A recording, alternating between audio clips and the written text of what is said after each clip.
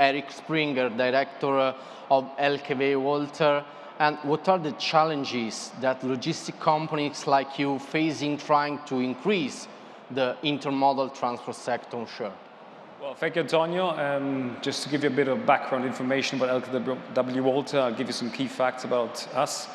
And LKW WALTER has been developing, the intermodal network since the early 1980s. And it's been over 40 years ago that we launched our first intermodal connection between Sweden and Germany. And at the moment, we can say we are the leading provider of intermodal solution. Within Europe, we have over 300 departures, short sea and rail departures every day, and on over 250 routes all across Europe and beyond. We have 1,600 colleagues in Kufstein and the headquarters in Vienna that do work hard every day to try to improve and increase our road, rail and short sea network. And at the moment, we do own 15,000 craneable P400 trailers. And with this equipment last year only, we managed to do over 500,000 intermodal full truckloads. To be precise, 560,000. And that means about 30% of our total transport volume. And by doing this last year alone, we managed to save over 300,000 tons of CO2 emissions. Only last year. We want to become the greenest transport organization by 2030. We do know we have a big social responsibility, and we will be pushing hard in the next few years, to try to get more road transport into intermodal infrastructure. And that means we do start new projects every year, rail or short sea projects.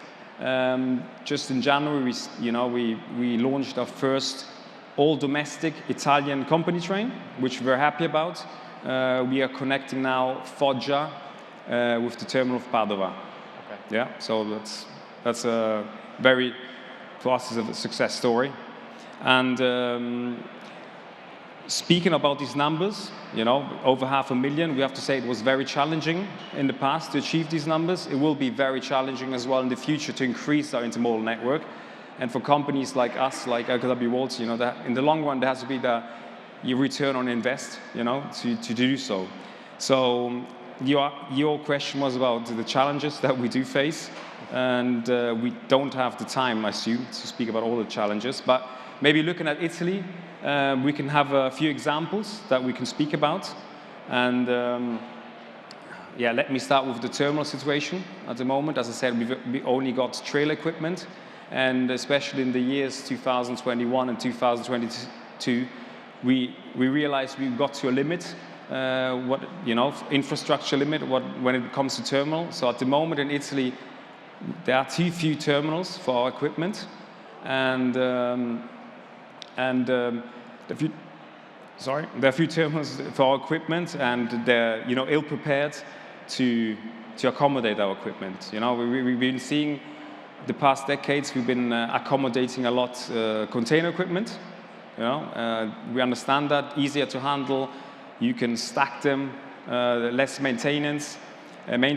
But we can see there's an increasing demand from the industry, from our clients, for trailer equipment. So when thinking about modernizing terminals and building new ones, we really have to think about all the infrastructure behind trailer equipment.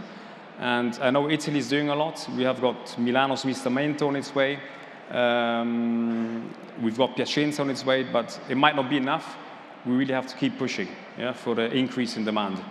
And another challenge as well for us in Italy, as I said when I started, speak about some company facts, we only have trailers, P400 trailers equipment, and we need corridors, P400 corridors. And we had a very good example in Italy, what it means for the industry overall.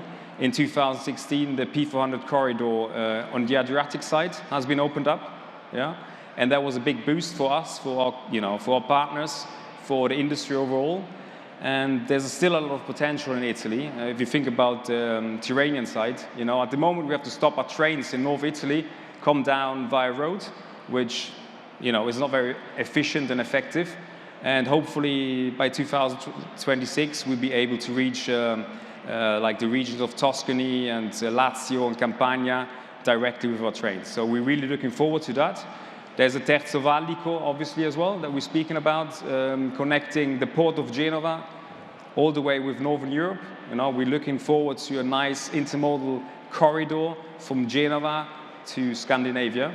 So that's going to be coming soon, hopefully, maybe next 2-3 years. A lot of challenges. And it's a big, for us, it's a bigger potential. And one last thing, so we can't ignore the cost structure at the moment, because that's, you know, very important part.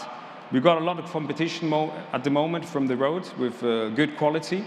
And, you know, it's very difficult, especially on shorter routes between Italy and Germany, to be competitive. And we do see at the moment, unfortunately, a bit of a shift from rail to road again.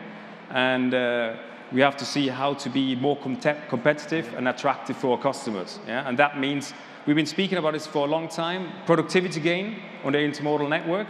That means heavier and longer 740 meters train and really terminals to accommodate these trains. Thank you. Thank you so much.